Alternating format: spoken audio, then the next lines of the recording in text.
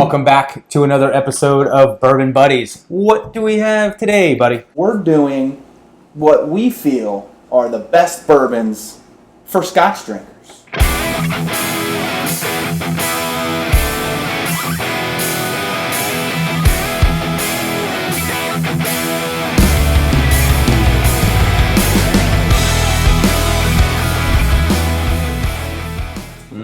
So, I'm just going to start with this Jump one. into it. What do you got? Kinsey Bourbon, 4-year, bottled in Philadelphia. This is an MGP product, which we believe it is. Distilled in Indiana. Who knows? Who Exactly what knows? goes on behind the curtains. Yeah, it doesn't say it on there, but we feel like it is. The reason why we recommend this for Scotch drinkers getting into bourbon is because this is a bourbon. Legally, technically, everything. The mash bill is 51% corn, which makes it a bourbon, right? It's a bourbon, yep. But the other part is malted barley, 49% of it. Oh, very nice. So if you're like, a single malt drinker, Scotch, all that stuff, and you want to kind of dip your toes into some bourbon without losing a lot of that barley note in there, this is a great bourbon to kind of get your hands on. I don't know about availability, but honestly, if you see this and you're a Scotch drinker and you want to start drinking bourbon, right here. Well, I think it's good, too, for Scotch drinkers who go out and maybe wherever you are, you don't have the Scotch that you like. How many times, you know what I mean? Like, or you just want to try something, you want to have a glass of something, you don't want to commit to a whole bottle. I get it. This might be a good way to at least know a few to try when you're out. If you see it on a menu, that barley note cuts through. It does. It's a definite distinction. If you're not sure what that barley note is, try this, even if you're a bourbon drinker, and you'll be like, okay, now I see what I'm tasting. Barley. Go get this one. This is probably my top pick, the Maker's 46. There's just like a roundedness to it, a softness to it, and a complexity to it that just kind of reminds me of some good Scotches that I've had. And Irish whiskeys. Whether it's mimicking it in some way, the barley notes, I don't know, but just whatever magic goes on with this, just to give it that little bit different thing. To me, it just reminds me of a good Scotch, or something that I would enjoy. You'll see this wherever you go. I would give this a try, man, if you're a Scotch drinker and you want to just try to dabble a little bit. That being finished in French oak staves kind of gives it that creaminess. It's not one of those things where it's better or worse, it's just different. That's my recommendation, probably my number one recommendation for that. You're thinking Four Roses, buddy. Yeah, okay, so I've been noticing that a lot of Scotch drinkers really like Four Roses single barrel. I love Four Roses single barrel. So do we. I mean, what does that make me? That makes you a wannabe Scotch drinker? I think it does. Maybe.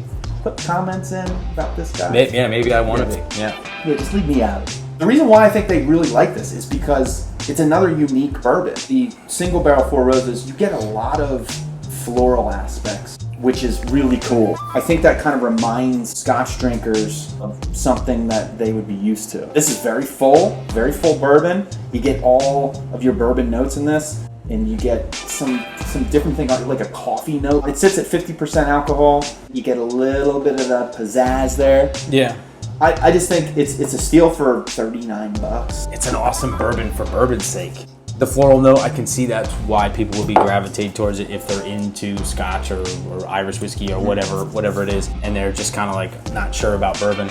Or is it just maybe they have an expectation of what bourbon is? It could be. Bourbon's just sweet juice. It's like yeah, it's all just American sugar and cherry and all this. There's no complexity or anything, which us bourbon drinkers, we know how far across the board bourbons can be. It could be just a little bit of the unknowing, a little of the ignorance of what it is. I can see the floral note, I can see them liking it, but I wonder if it's just complex enough where they're surprised about it, thinking that they're going to be bored with it. Right, and that they get all these notes. They're just like, whoa, I'm putting this up, and they just keep going. Right, and that a bourbon can hold up to that and do that. Yeah, so cool. It's very cool. Huge fan of it. If you're a Scotch drinker, Irish whiskey drinker, we're going to lump that in there too. I understand they're not the same. I do. But a lot of barley going on there. Another one that we both agreed on, Eagle Rare. Now, buddy, why would you say Eagle Rare? I think it's kind of cool that this is age stated. So the age statement's on the back. It's 10 years. So the label's already selling it. The label's already selling it. Oh. It's got to taste good. This is kind of cool because it sits at a 90 proof. A lot of Scotch out there is sitting at like 80 proof. Lots of Scotch. And I know a lot of Scotch drinkers are kind of like, they're disappointed about that. Right. And I think just having that little bit, like 47% alcohol or 45% alcohol, whatever. Just kicking it up, leveling up just a little bit. This does that. This has classic bourbon all over it, but I pick up a lot of citrus notes from Buffalo Trace products, which this is.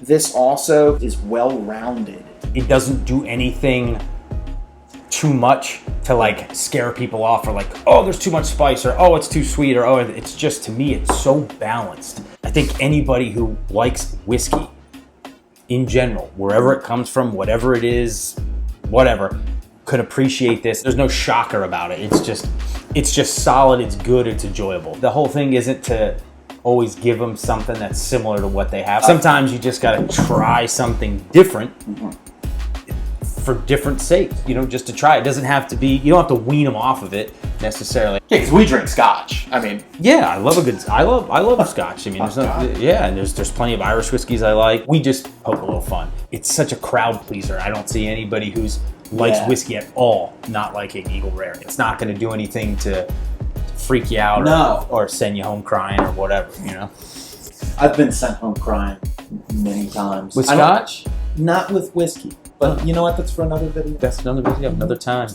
So final thoughts, buddy, on any of these? Oh, you know what, though? There is another one that we don't have with us that I would like to mention. Longbranch.